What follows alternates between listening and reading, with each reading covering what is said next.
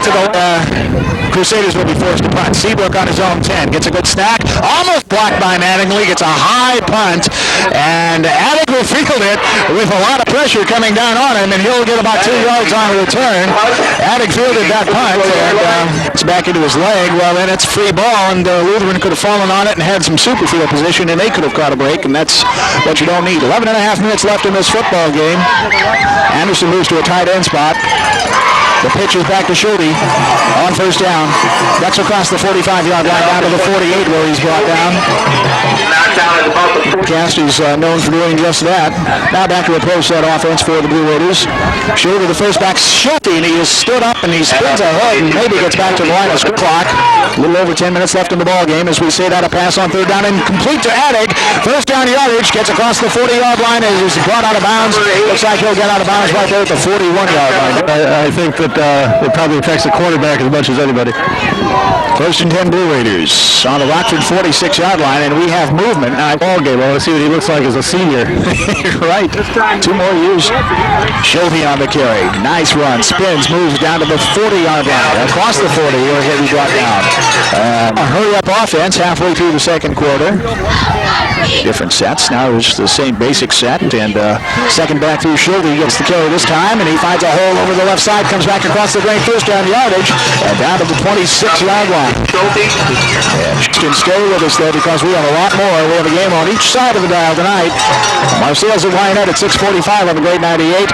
Allman at Princeton at 6:30 here on 1490. Schulte with the carry once again on first down. Over the right yard line, so it'll be a goal-to-go situation. Ball's at the 10-yard line. And the clock winds, 9:10 to go in the football game.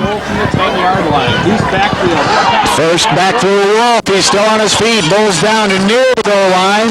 He'll pick up about 8 yards as they'll spot it down near the 2. Go.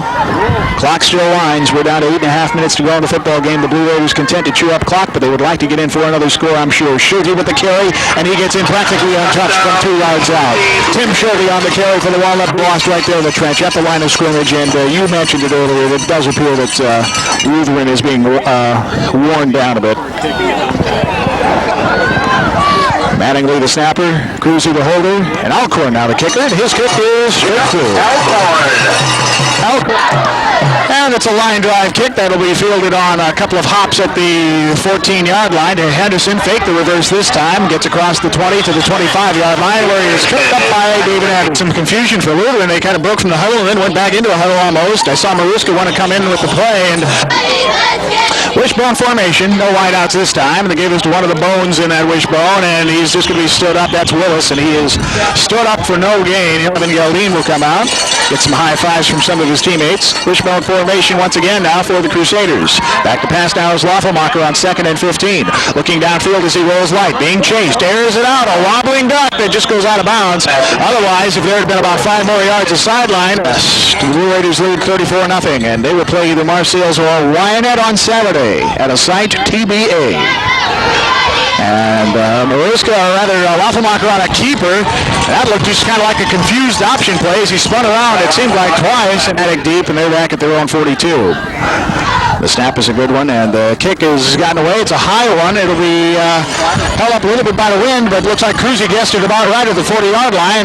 Moves one way, then the other, then moves forward, and maybe only about 2 yards now. Right, sideline. Nick's taking a lot of his starters out now, giving the other kids a chance to play, and as you say, keeping the starters healthy. That's important. A lot of new people in there on the line. The sophomore quarterback, Matthew Eckberg, is on the line. David Lind at center, going out wide to the near side. David Lind is a center now, 52. Nice kid. Good job. He's earned the right to play. Heath Luritzen is out wide to the near side. Alcorn and Campos are the running backs, and they give this to Nicky Campos. Still up at the line of scrimmage. Second down and 10. Out of an eye. Eckberg pitch back to Alcorn. Bulled down at his own 32-yard line. That'll be a player of the future. Watch him the next couple of years. High backfield for the Blue Raiders, and kind of a miscommunication on the handoff is Eckberg and his running back, I believe Alcorn, Crusaders, back at their own 40-yard line. Crusaders will bow out 7-3, getting into the playoffs for the first time. Members of the Prairie League.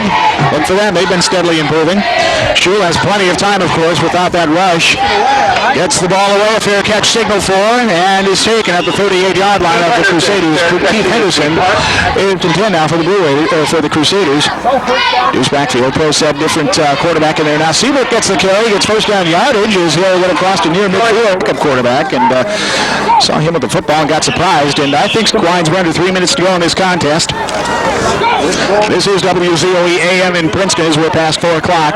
Willis on the carry, 2-yard pickup. Well, he finds some running room. He's still on his feet across the 45 down to the 40, and he could have first down yardage. The ball carrier brings the ball down to... So this is anyway. We're down to 2:20 in the football game, and the Blue Raiders lead 34-0. Out of the shotgun is Loffelmacher. Fades back to pass, being pursued. Complete to Maruska, still in the backfield. Turns it upfield, now across to the 35, to the 30. He's got some running room, and he could score. He's across the 20, the 15, 10, 5. Touchdown for the Lutheran Crusaders. Nick Peterson may disagree with me, but I think it's a good And Loffelmacher back to pass on the extra point now. Just lost it into the end zone. It is knocked down there, Jeff. And the kick by Jamie Pickens is a high one, taken at the 16-yard line by Greg Shule, who is back there, actually runs over his blocker at the 26-yard line. And Blue Raiders will take it. Another big, strong kid. Watch him. He's wearing a lineman's number, but he lines up. He scored that the last touchdown in the game a week or so ago. Big blocking back. He's going to block, as a matter of fact, for the man who gets the ball, Pat Dye, and he'll take it across first hand. We'll be listening to you tonight, Greg, to find out where we go. Hope we get there in time. I think we will. Let's see. Ball carrier that time is Dye once again. I'm going to say, should I be flattered? I don't know. Matthew Eckberg. I formation, single wideouts to either side, and he'll give to the first back through Harp. Well, Harp got back in 34-6. Walnut leads this football game. Eckberg over center and marks him out to the dot in the eye, and that is Pat Dye, and he is hauled down from behind out to the 45-yard rug. Fish Motors, your Walnut Ford Centers. The last play of the game being run right now, and is going to be stood up. Harp, the ball carrier, he'll get 1 yard, and the Walnut Blue Raiders